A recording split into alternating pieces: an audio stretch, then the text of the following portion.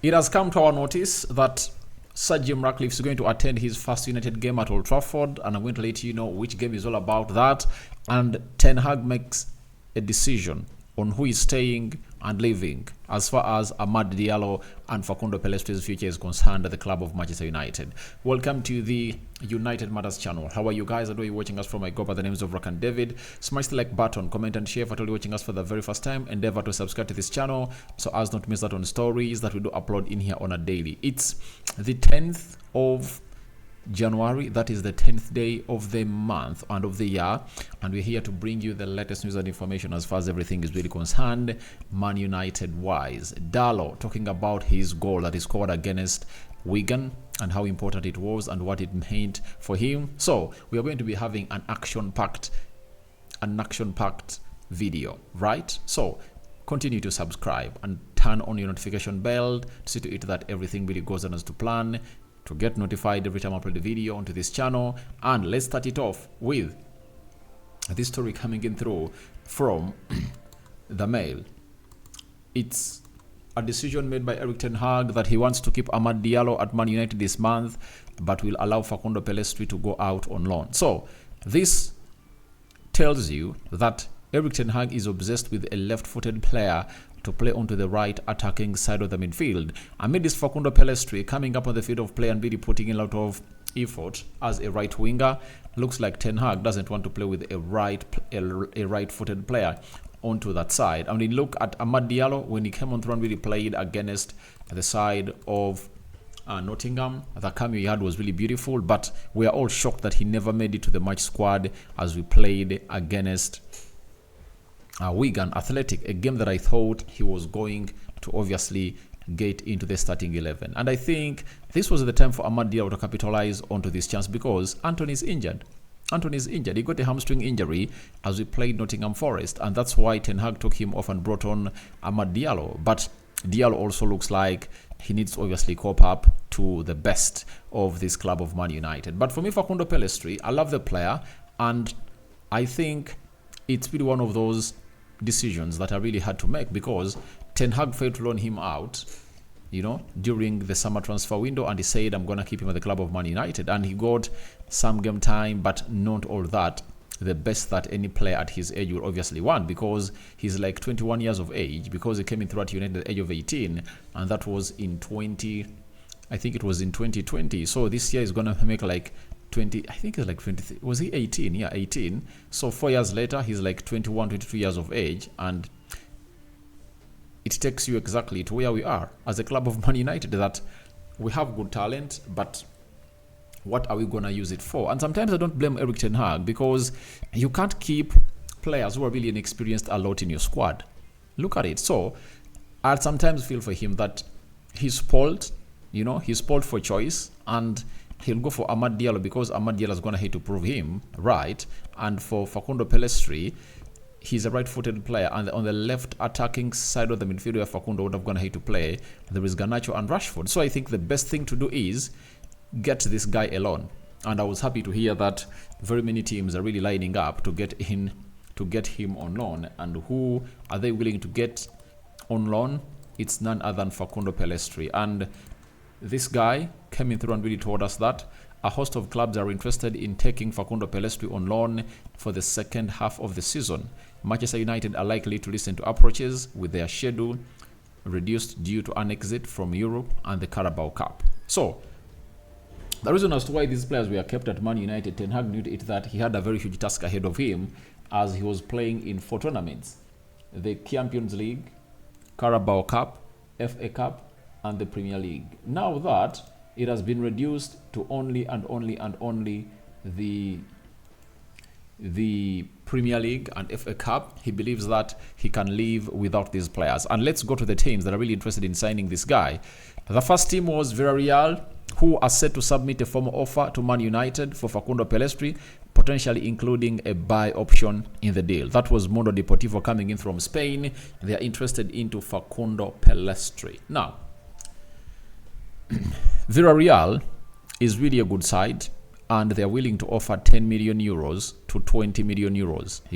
That's the quality of the deal. But I think Facundo Pellistri is more than this. And if I'm Man United, I cannot really include a buy option in his deal. All I would accept is a loan fee, take him and get him back at the summer preseason. That is it, because I see a very good player that this guy is all about. I want a loan with no option to buy, because Anthony is really one of those players that are not really performing very well, and this guy needs to be given a chance. And if at all he goes to a team and proves himself, then we'll have a reason to obviously tell Anthony to leave, because Anthony has been playing very many minutes at the club of Man United, and Facundo has not gotten a chance to play as many minutes like Anthony has gone ahead to play. So if there is a consideration to loan him, then we will see to it that everything has no option to buy. That is it. We should just really keep this player at Man United. Then Fabrizio Romano later told us that PSV have approached Man United over a loan for Facundo Pellistri. Negotiations are starting. LA Galaxy also want Facundo Pellistri. They plan to submit a permanent transfer proposal soon. And for LA Galaxy, I kick them out. And I think Facundo Pellistri and his agents cannot allow to take him there, because how are we going to get back our money? Because we bought him for 10 million, I think it was 10 million pounds. So right now, I think PSV, not bad. They are playing the Champions League and they're really putting up a show in the Eredivisie, so you never know what they're going to obviously get us. But Facundo Pellistri is a very good guy. And I told people that with Borussia Dortmund, that is drawn against PSV in the Champions League, taking in Masten, Jadon Sancho in there, they would love to get a player that could create more magic, more than Bakayoko and Noe Lang, you know. So I think that player has been chosen as Facundo Pellistri and is really doing the best for himself as a player. But it's not only those. There is even another team that is interested in Facundo Pellistri, and it's coming in from France, and it's owned by Sir Jim Ratcliffe. And this was David Austin who came out and really broke the story and told us that Nice are interested in signing Facundo Pellistri on loan from Man United. And he really look at it and understand that Nice, being owned by Sir Jim Ratcliffe, who doubles as a 25% minority stakeholder at the club of Man United, that can see that deal really coming in through and obviously making it happen. So all of those teams that I've gone ahead to here are not bad. Villarreal is good. Nice is good, competing with PSG for the trophy. Villarreal is not bad, but you should keep one thing in mind. I would love to see him loan to the Premier League. You can't tell me that there is no Premier League team that is interested in Facundo Pellistri. That's out. If we are grooming this guy to be a Premier League player, then we should see him loaned into the Premier League as Facundo Pellistri. So let's not really argue about that, because I know I don't have my final say. I don't have a final say onto his whereabouts at this January transfer window, but I would call in for a Premier League club. That is it. I would call in for a Premier League club to come in through and obviously take over this guy, because I want to see him prove in the Premier League. That is all about Facundo Pellistri, and I just can't wait to see to it that he's gotten a loan with no option to buy. I want to see him in the preseason of Man United and see how his levels are going to improve, and I want to see him really get Sancho out, because if at all you're having Amad Diallo and Facundo Pellistri, these are two hardworking players. Young, their ambition is huge, and they can really get us to where we deserve to be. You cannot obviously downplay Anthony's age, because Anthony is 23 years of age. You get Facundo is 22 years of age, and he made 22 years in December last year. So you cannot downplay the age factor, because Anthony is just 1 year older than Facundo Pellistri, but Anthony came in through at a very huge price. And when you look at the price of Anthony, 86 million pounds, and a player who was brought in for 10 million pounds is really performing better than Anthony on the field of play. Something that we should look at it and really analyze it better before a decision is made on who should leave permanently. Because of Facundo Pellistri, if he goes on loan and returns and performs very well, he can really dislodge Anthony. Anthony has only these 6 months to prove to us that he is really the right man to play into that position. If not, I'm going to see him loaned to other leagues. That is it. He's going to be loaned to other teams because we are not going to wait for Anthony to develop into the player that we want. Yet the likes of Alejandro Garnacho, Amad Diallo, and Facundo Pellistri are showing huge potential. Hope you guys understand me when I bring in that narrative. I don't have a personal vendetta onto Anthony, but this is what United is all about. We are all about young talent that really proves the manager right. So if he has failed to really prove to Erik ten Hag that he deserves to be playing in that slot, then he shouldn't be here and he should be loaned, and Facundo Pellistri should take his slot, especially at the start of next season. Then on Sunday, we are playing Tottenham Hotspur and we are having a huge visitor to really attend the game. That is Sir Jim Ratcliffe will be present at the game. Sorry about that. At the game against Old Trafford. At the game against Tottenham Hotspur at Old Trafford on Sunday. So, this is the first time he's going to really attend a match of Man United when he is really one of the owners for the club of Manchester United. He's a 25% shareholder and we have a lot in him, and we believe that he's going to change a lot for the club of Man United. And seeing him into those stands just sends a message to the players that we are here to make a very huge change, and he's already going to here to talk to them, and he knows exactly what he's coming for. We have to beat Tottenham Hotspur. That is it.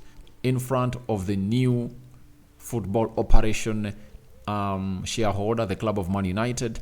This should be a very huge boost to the players to come in through and obviously turn around our season. Having gone ahead to beat the side of Wigan, we need to get back to the winning ways even in the Premier League, because the last time we played in the Premier League, we lost to Nottingham by 2-1, and this time round we should really get going as a club of Manchester United. And these other people that he has gone ahead to recruit to come in through at the club of Man United have already gone ahead to come in through and really started to watch the games of Man United. And if I told you watch the game of